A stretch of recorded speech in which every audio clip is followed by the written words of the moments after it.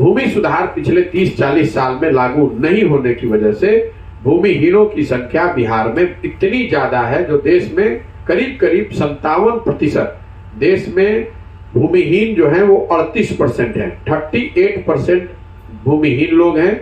बिहार में वो संख्या करीब करीब 58% है। और ये सीधे तौर पर दिखाता है कि यहाँ पर भूमि सुधार कानून लागू नहीं हुआ। बड़े संख्या में लोग जिनके पास जमीन मिलना चाहिए था, उनको जमीन नहीं मिली। और ये वो जमीन है जहां भूदान आंदोलन शुरू हुआ है।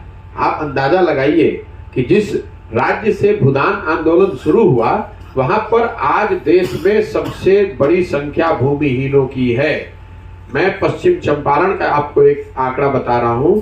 1,25,000 परिवार ऐसे हैं जिनको पिछले 30 साल में जमीन का पट्टा दिया गया और आज तक उनको उस जमीन का अधिकार नहीं दिया गया। उनको जमीन पर कब्जा आज तक नहीं मिला है। मैं पूर्वी चंपारण का आंकड़ा भी जब ये जिला पूरा करूंगा तो आपके साथ साझा करूंगा। तीसरी बात जो उद्योग धंधे की है, पूंजी की है, मैं ये आंकड़ा आपके साथ साझा करना चाह रहा हूं। बिहार में हम लोग कहते हैं उद्योग धंधा लगेगा, कैसे लगेगा? जब हम लोग उद्योग धंधों की बात करते हैं तो ज्यादातर बड़े फैक्ट्रियों के बारे में सुनते हैं। एक आंकड़ा मैं आपको बताना चाहता हूं। सीडी रेशियो जो है, मतलब कैश डिपॉजिट रेशियो, जो बैंकों में हम और आप बिहार की जनता जो पैसा जमा करती है, वो बैंकों की जिम्मेवारी है कि उस पैसे को ऋण के तौर पर लोगों को दे, ताकि बिजनेस करने वाले, उद्योग धंधे करने वाले लोगों को पूंजी मिल सके। देश में ये आंकड़ा है 70%। मतलब बैंकों में 100 रुपए जमा होता है तो 70 रुपया ऋण के तौर पर लोगों के पास वापस आता है।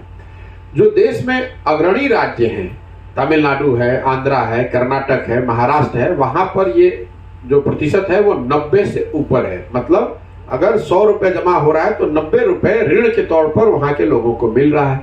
बिहार में ये आंकड़ा है 40%। सीडी रेशियो बिहार का है 40%। अब इसका मायने मैं आपको समझाता हूं। लोग कहते हैं पैसा कहां से आएगा। बिहार की गरीब जनता 4 लाख करोड़, पिछले साल 4,12,000 करोड़ रुपया बिहार के लोगों ने बैंकों में जमा किया। और अगर राष्ट्रीय स्तर भी आप उठा लें 70%, तो मतलब 2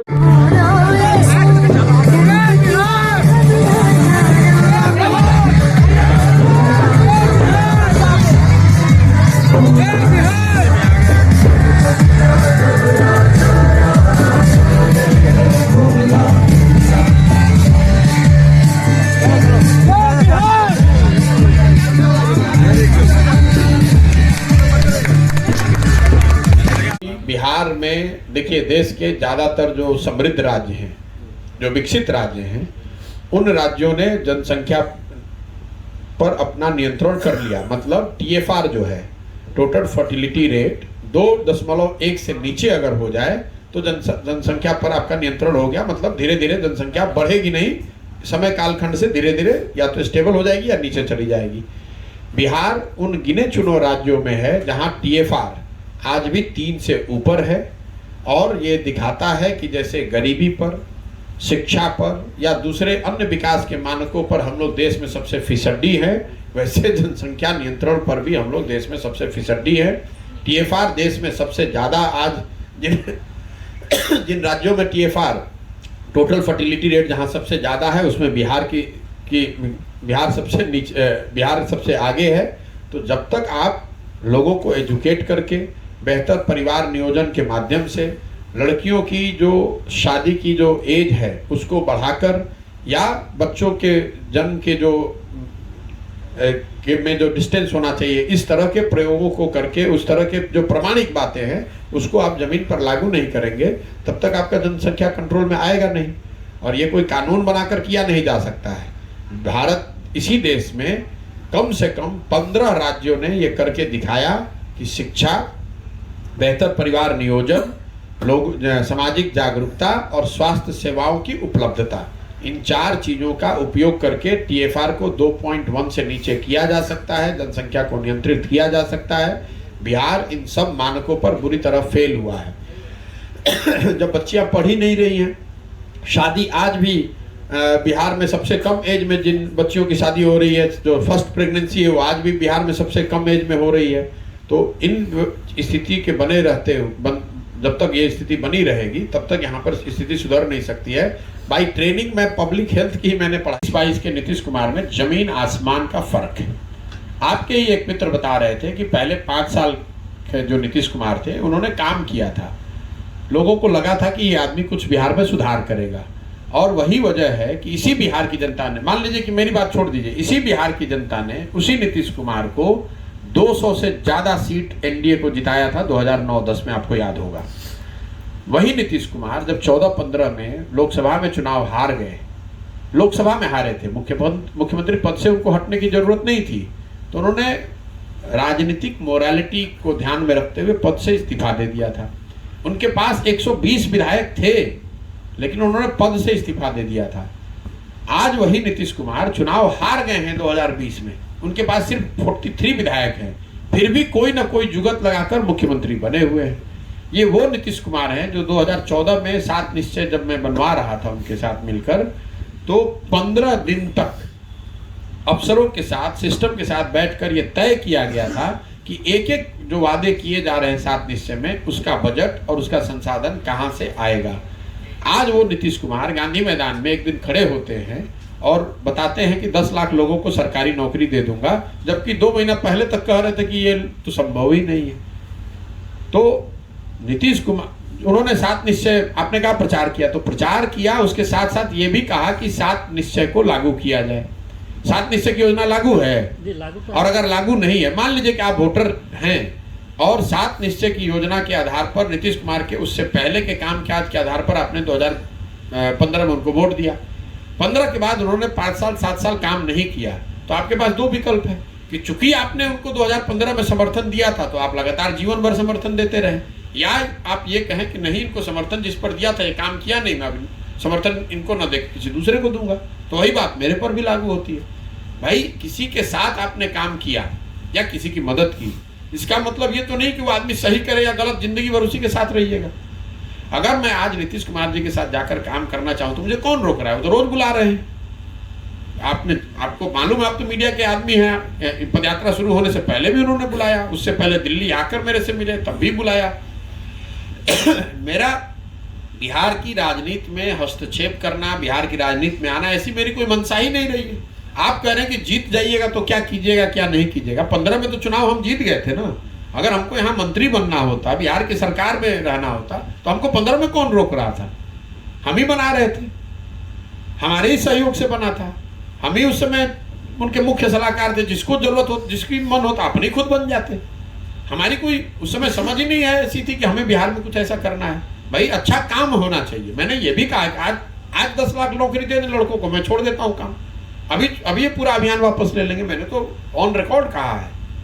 लेकिन अगर बिहार में सुधार नहीं हो रहा है या दिनों दिन स्थिति और खराब होती जा रही है, मैं भी यही का लड़का हूं, तो आकर मुझे प्रयास नहीं करना चाहिए। इसी दिए हुए काम नहीं होना, करीब करीब ये इसको एक तरह से ध्रुव सत्य लोगों ने मान लिया है।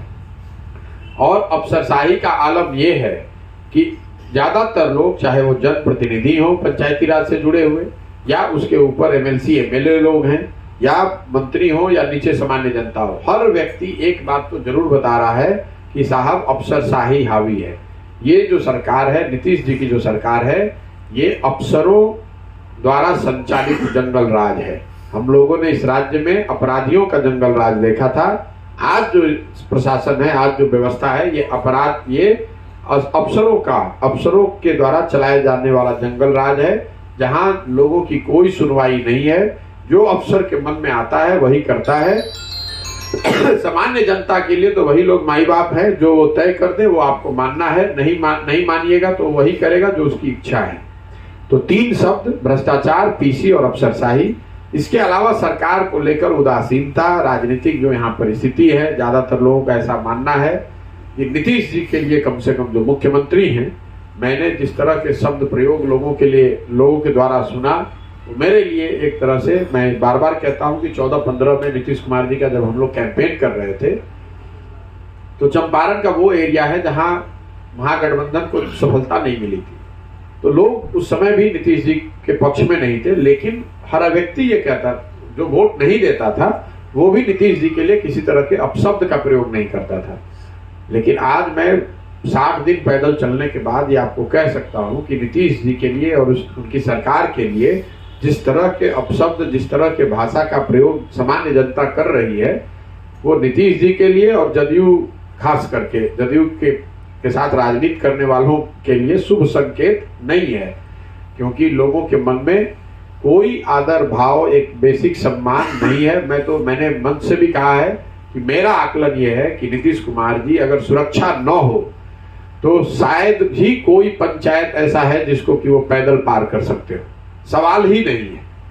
नीतीश कुमार जी किसी एक पंचायत को चुन लें, कम से कम जिन पंचायतों में मैं गया हूं या चंपारण के जिन पंचायतों को मैं देख पा रहा हूं, जहां मेरा अनुभव रहा है, इसमें किसी पंचायत में नीतीश कुमार पैदल नहीं चल सकते हैं। अगर उनके साथ सुरक्षा न हो या अगर सरकारी अमला न हो तो पैदल चल के कोई पंचायत पार नहीं हो सकेंगे। इतना गुस्सा लोगों में नीचे है। अब आप अपने सवाल कर सकते हैं।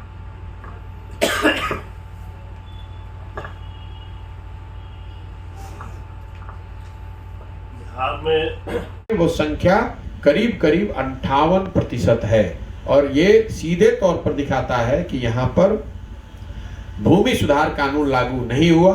बड़े संख्या में लोग जिनके पास जमीन मिलना चाहिए था उनको जमीन नहीं मिली, और ये वो जमीन है जहां भूदान आंदोलन शुरू हुआ है।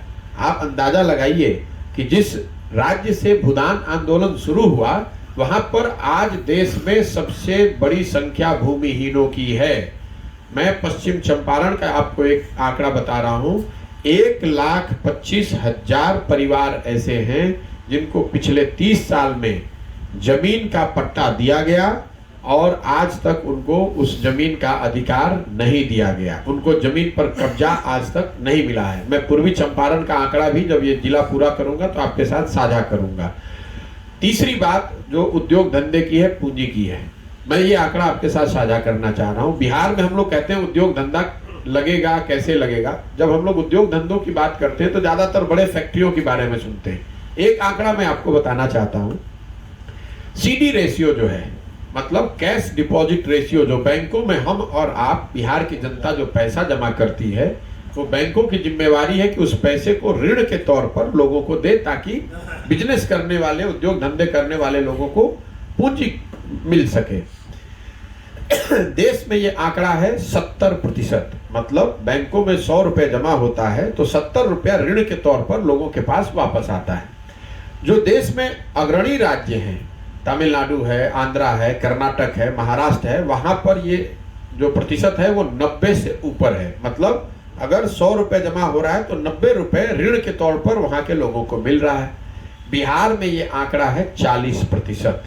सीडी रेशियो बिहार का है 40%। अब इसका मायने मैं आपको समझाता हूं। लोग कहते हैं पैसा कहां से आएगा।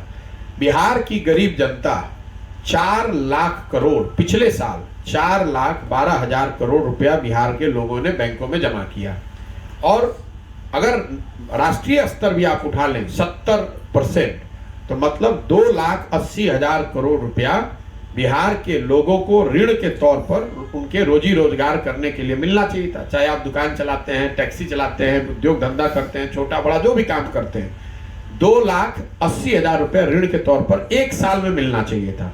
मिला कितना है? 40%, मतलब 1,65,000 करोड़ के आसपास। तो आप समझिए 1,20,000 करोड़ रुपया जो, और ये बजट का पैसा नहीं है, ये हम लोग का पैसा है जो मिलना चाहिए। और आप कह रहे हैं कि यहाँ उद्योग धंधा नहीं बढ़ रहा है, रोजगार नहीं बढ़ रहा है। कैसे बढ़ेगा? जब नीतीश कुमार मुख्यमंत्री बने तो सीडी रेशियो था 25%। वो लालू जी के राज की कृपा थी कि मतलब बैंक में 100 रुपए जमा हो रहा है तो 25 रुपए ही लोगों को ऋण के तौर पर मिल रहा है। और दूसरे राज्यों में, महाराष्ट्र में, कर्नाटक में, आंध्र में, तेलंगाना में ये रेशियो है 90, 95, 100। मतलब अगर 4 लाख रुपए करोड़ जमा हो रहा है तो 4 लाख करोड़ लोगों को ऋण पे मिल रहा है। तो आप और आपके हमारे बच्चे, समाज में जो लोग काम कर रहे हैं, कोई दुकान खोलना चाहता है, कोई टैक्सी चलाना चाहता है, कोई एक वेंडर बनना चाहता है, कुछ उद्योग धंधा, छोटे मोटे जो उद्योग धंधे हैं, अगर आप सीडी